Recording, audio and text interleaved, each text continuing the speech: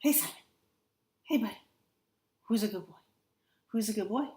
Who's a good boy? Yeah. Yeah, what are you looking at? What's there? What do you see? Hi, everyone. Professor Whipple here with my dog, Simon. And yes, I did intend to have you see me talking at him in a baby voice. Yes, I did. Simon, what do you see out the window?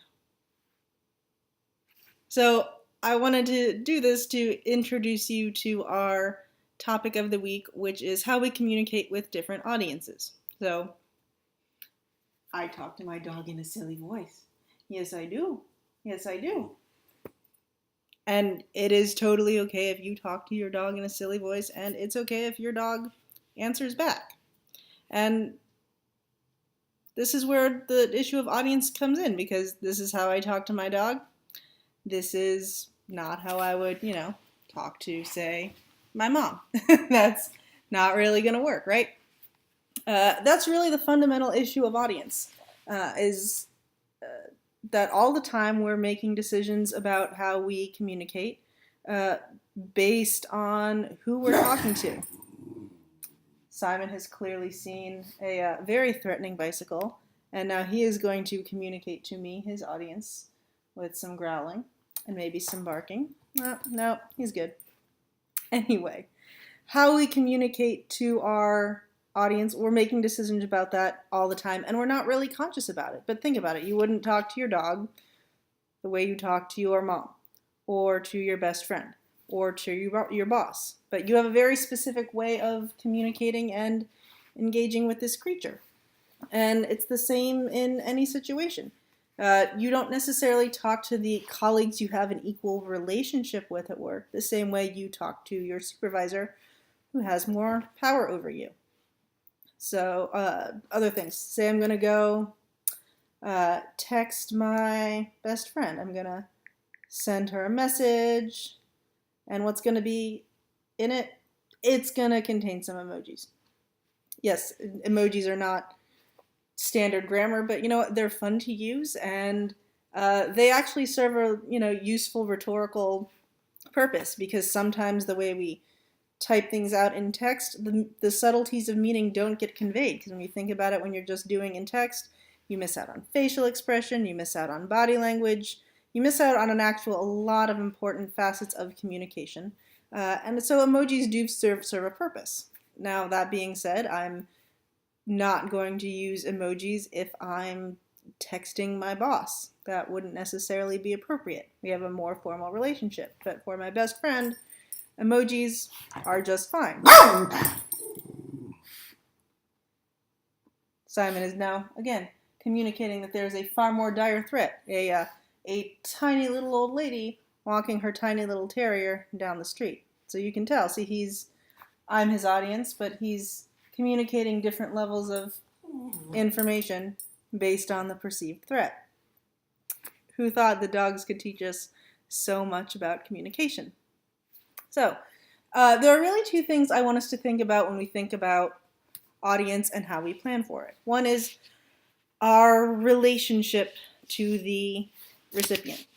So there are several types of sort of classes that we can think about with this. We can think about people we know really well and have a close relationship with, and also have a similar sort of power level relationship with.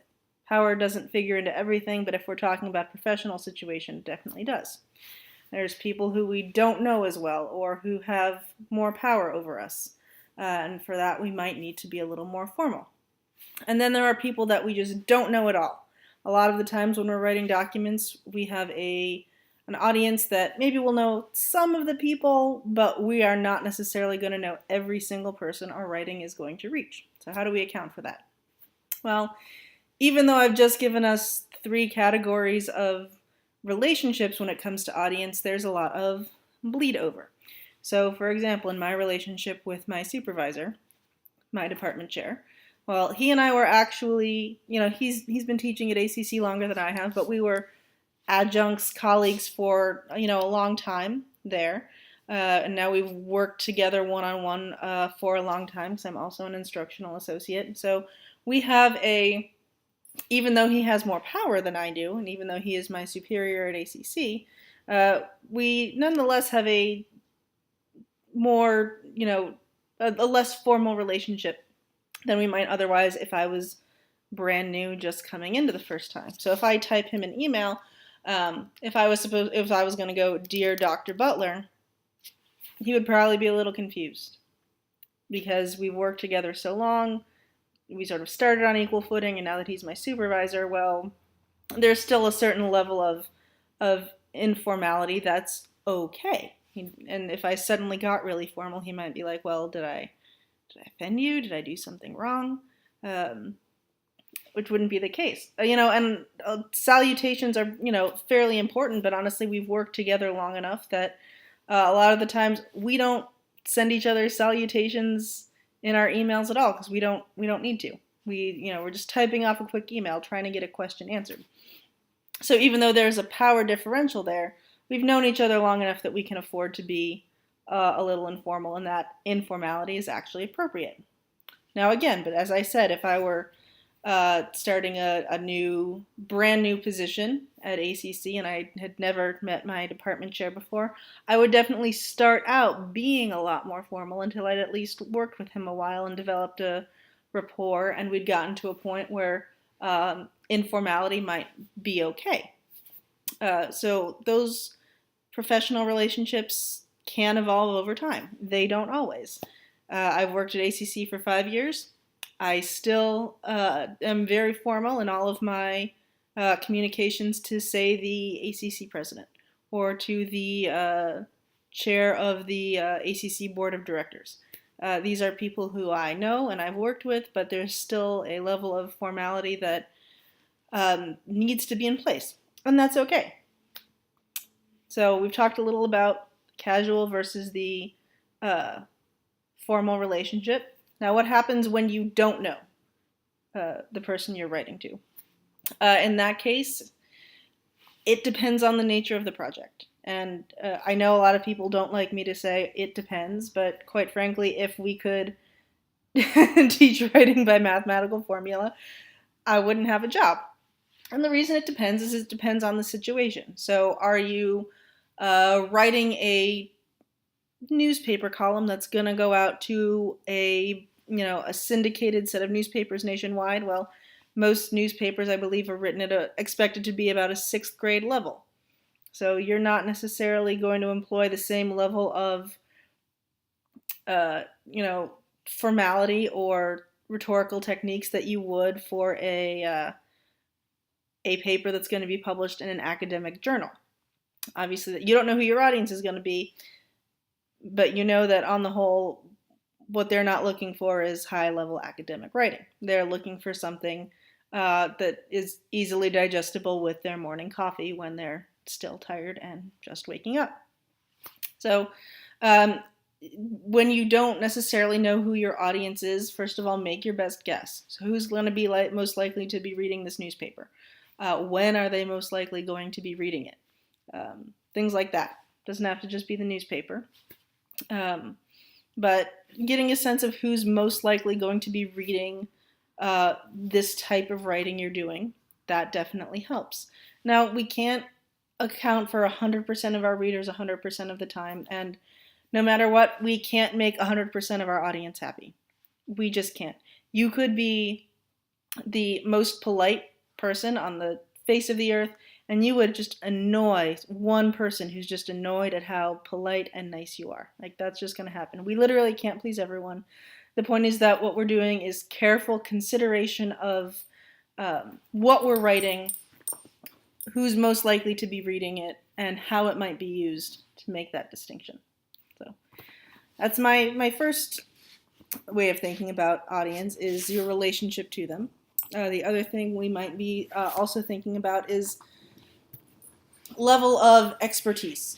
So in any subject, you are you have a certain level of skills and knowledge. So we'll go with grammar and style. I have a bachelor's in English, a master's in English, a master's in creative writing. I know a lot about grammar, I know a lot about words. There are definitely people who have like PhDs in linguistics who know more about language than I do, and that's okay. But, I certainly know enough I've worked as an editor, I'm a published writer, I teach writing, so I know enough. Generally, if you take this course, you're probably taking it because you don't know as much as I do, and that's okay. That doesn't make you a bad person. Like, that's why you're taking this course and you're here to learn. And it's my job as someone who has more subject matter knowledge to impart it to you in a way that makes sense. And we can't be experts in everything. My best friend has a PhD in theoretical physics. I proofread all of her important documents because commas, they're not for everybody. And again, that's okay. But when push comes to shove, it helps to have someone in that vein who knows what you're doing. So anyway, you are you in whatever subject, maybe automotive engineering, or nursing, or psychology. So there are always going to be people who know more than you. And sometimes you are going to be communicating to people who know more than you, but generally you're not trying to teach them, right? And then there's the people who are sort of in your peer group, your cohort. Sorry, just had wisdom teeth surgery a few days ago, so talking's kind of challenging. In your cohort, and these are people who know the same amount of information as you do. And then there are the people who don't have that subject matter expertise, that same knowledge level that you do, because you went into automotive engineering and they went into carpentry. You went into nursing and they went into computer programming. We just can't learn everything all the time, right? So the easiest thing to do is communicate to your peer group, to your cohort, the people who have the same level of experience and subject matter knowledge that you do. Way easier. What's actually more difficult is to adjust your writing to people who are less experienced than you are. So this is something I am very familiar with. When I was doing my first master's, I also worked at a medical research center focusing on stem cell research up in Cleveland, Ohio.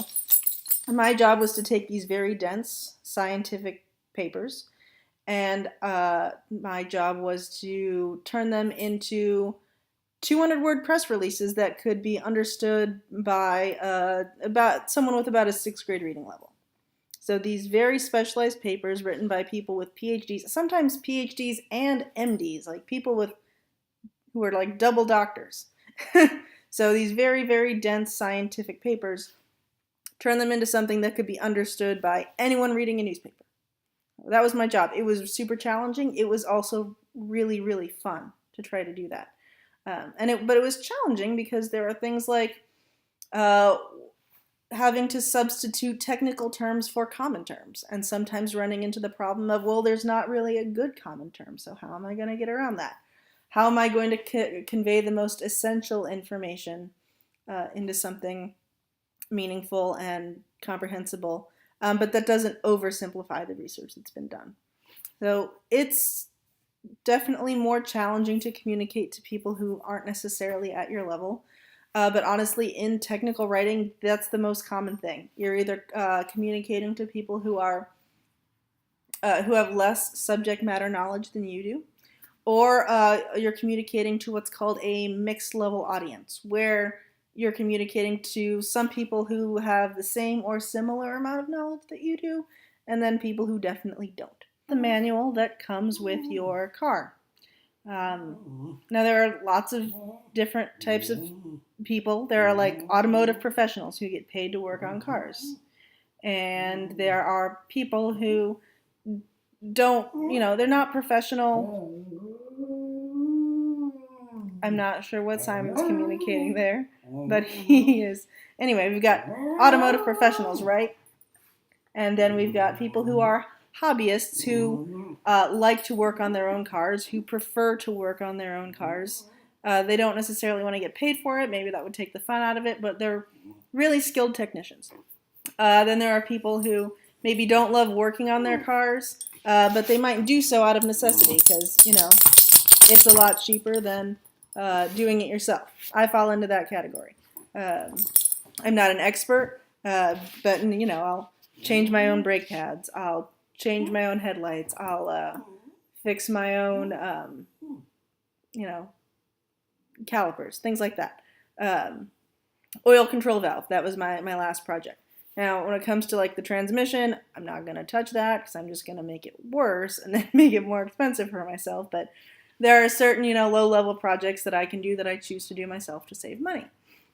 And then there are people who can pump gas, and that's all they can do, and that's probably all they should do. And again, that's okay because not everyone needs to be, a, highly trained mechanic. It's just not necessary. But anyway, all of people in those categories, when you buy a car, you get that car manual. And in fact, that car manual, well, it's great for people who can pump gas.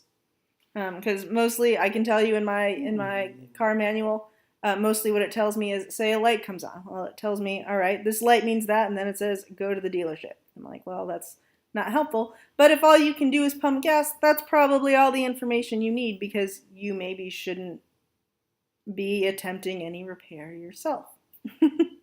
So that manual is written for a mixed level audience, and it's really appropriate for people who don't have any knowledge. For me, who does some of my own work, it's not never useful. Certainly, like the diagrams in it are great. If I've never seen a certain light come on before, yes, very helpful. But for me or for someone who's at even a more advanced level than I have, we're probably going to go and buy a more specific, detailed manual from AutoZone or something like that. Something that goes into a little more depth. But again, that's appropriate for us because we have that knowledge and that interest and that aptitude, and that's fine. So the default car manual, it's supposed to, give you the basic information. And if you maybe want something more specialized, you have to dig for it yourself. Anyway, so that's just one example. What I'm really getting at here is, yes, sometimes you will be writing for a mixed level audience. And what you really need to think about is, what does the audience need? What does the audience not need? Because sometimes we don't need every single piece of information. You can't make your audience subject matter experts. So what do they need? What do they not need? What is your audience reasonably going to expect from this document? But also, what are you going to expect from them? So if you're writing an advanced programming manual, you're going to expect that maybe they know a couple of programming languages already. And the main thing is make those expectations clear. As long as you make the expectations you have of the reader clear, that's fine. No one's writing for every single, level of specialization all the time. But what's, going to help you and is going to help the readers if you manage the reader's expectations. If you say, hey, if you don't already, know how to do X amount of things in Java, this is not for you. You have done your due diligence. So those are the things we want to really think about as we approach audiences. What is our relationship to our audience, and how, what can we reasonably expect the audience's subject matter knowledge is going to be, and how are we going to account for that? So it was kind of a long lecture, but this is something that's near and dear to my heart. It's really kind of the cornerstone of technical writing. So I hope that you take this, and as you go forth, you are more aware of who you're communicating with and how you communicate with them.